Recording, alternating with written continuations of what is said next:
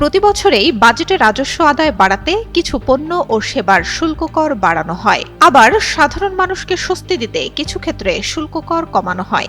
এ কারণে বাজারে সেই সব পণ্যের দাম বাড়ে কমে। এবার আসন্ন 2026-27 অর্থ বছরের জাতীয় বাজেটে ভ্যাট ও শুল্ক হার পরিবর্তনের কারণে দাম বাড়তে পারে রড, সিগারেট সহ বিভিন্ন সামগ্রীর। অর্থ মন্ত্রণালয় ও জাতীয় রাজস্ব বোর্ড এনবিআর সূত্রে এই তথ্য জানা গেছে।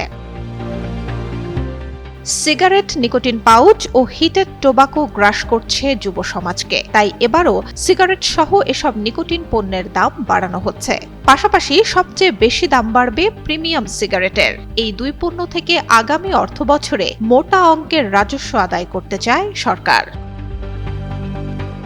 বাজেটে 10 গ্রাম নিকোটিন পাউচের সর্বোচ্চ খুচরা মূল্য 500 টাকা নির্ধারণ করা হয়েছে এবং এর ওপর 40% সম্পূরক শুল্ক সহ মোট 62% ভ্যাট আরোপ করা হচ্ছে।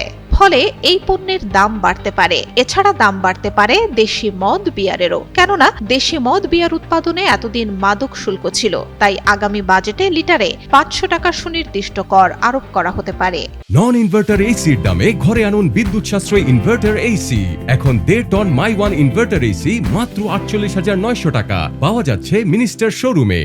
এছাড়া গৃহ নির্মাণ করতে হলেও আপনাকে গুনতে হবে বাড়তি দাম, কারণ প্রধান উপকরণ রডের দামও বাড়তে পারে। অন্যদিকে বিদ্যুতের দাম বৃদ্ধির পর এবার বাজেটে এমএস রডের কাঁচামাল স্ক্র্যাপ শিটের সুনির্দিষ্ট কর টন প্রতি 300 টাকা এবং এমএস পণ্যের অর্থাৎ লোহার বিভিন্ন সামগ্রীর ওপর কর 400 টাকা বাড়ানো হচ্ছে।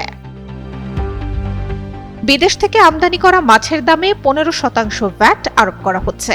এছাড়া সুগন্ধি ও ওষুধ তৈরির কীটপতঙ্গ ও ছত্রাক বিনাশ অথবা সমজাতীয় কাজে ব্যবহৃত তাজা, শুকনা, চূর্ণ বা গুঁড়া অবস্থায় আমদানিকৃত বৃক্ষ বা বৃক্ষের অংশ আমদানিতে 15% ভ্যাট আরোপ করা হচ্ছে এবং কাজু বাদাম আমদানিতে শুল্ক 5% থেকে বাড়িয়ে 25% করা হচ্ছে।